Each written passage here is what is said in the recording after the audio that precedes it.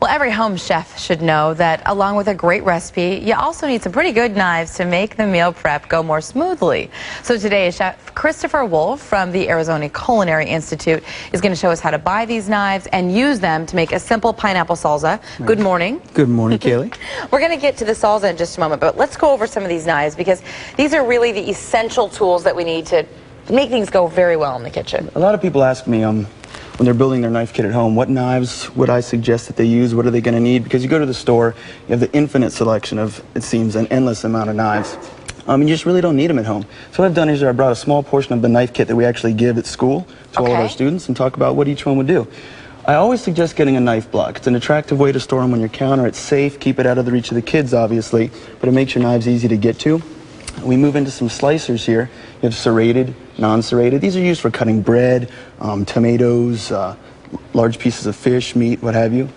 Move on to the French chef's knife, and again we have two different kinds here, and a lot of it depends on when you're at the knife shop. You see different handles here. You kind of want to pick up the knife, see what feels best in your hand. French knife is a knife you're going to use more than any other knife. Okay. A lot of your basic chopping, dices, all your This one's actually a lot heavier than this one. That's another thing. You find different weights depending on where they come from, what type of steel is used, the weight of the knife, the way it feels in your hand. All very important to actually try it before you buy it. Okay. So it seems like it's more for a man. Okay, all right. Moving to your cleavers, then we have our boning knives and fillet knives, which aren't really that important unless you're going to be filleting fish at home or actually breaking down pieces of meat. And a lot of times you can have that done by the butcher. Absolutely. Okay. Save yourself a little time.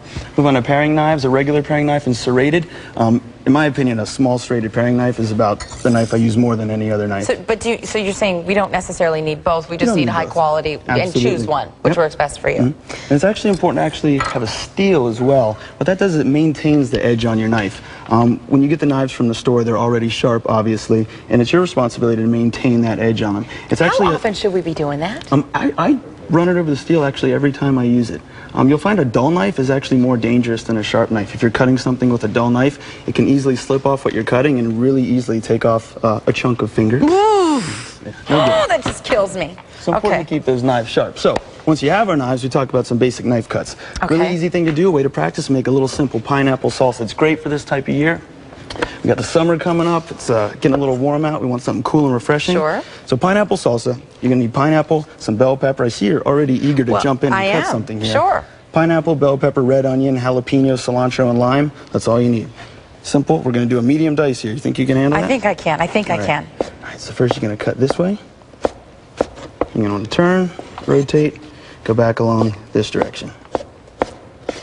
Very simple. Nothing too fancy. You don't have to do it quite that fast. Take your time. I'll turn that over to you for a little bit.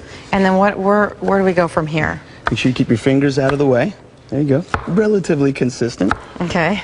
Nobody knows, right? I know. Well, it is. It's a 9-month program. It is. It's a 9-month program. You get in, you get out really quick. We cover a whole lot of information in a short 9 months. You're fully accredited. Absolutely fully accredited. We have an on-campus restaurant open to the public. You want to do the onion, huh? Okay, we're going to do a quick julienne slice on the onion. I'll do half.